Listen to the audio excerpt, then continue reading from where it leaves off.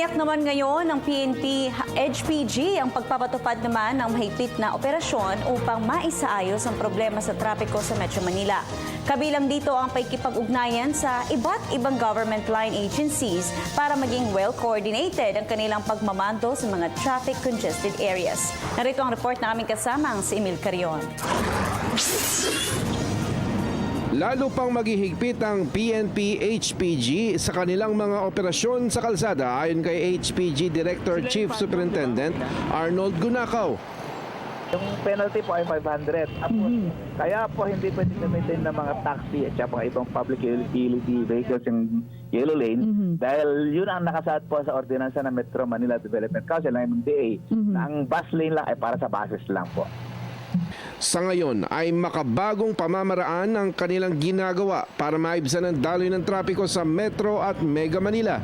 Kasabay nito ay naging-pag-ugnayan din sila sa iba't ibang line agencies para maging well-coordinated ang kanilang mga ginagawang pagmamando sa mga traffic congested areas. Kabilang na dito ang MMDA, DPWH, mga LGUs at volunteer groups. Ang adjustment po ang ginawa natin ngayon ay nagdagdag po tayo ng mga enforcers lalo na dun sa partes pa ng MMDA. Marami po silang dinagdag na pwedeng manikit ngayon. Kasi dati po, ang dinagdag lang ng MMDA ay mga traffic constables na hindi nakakapanikit. Ngayon po marami na po tayong maninikit na nilagay sa kalye, kaya marami pa mahuli. Mga modernong komunikasyon at traffic engineering experts ang ilan lamang sa tuloy-tuloy na koordinasyon na kanilang kinakaugnay ng grupo.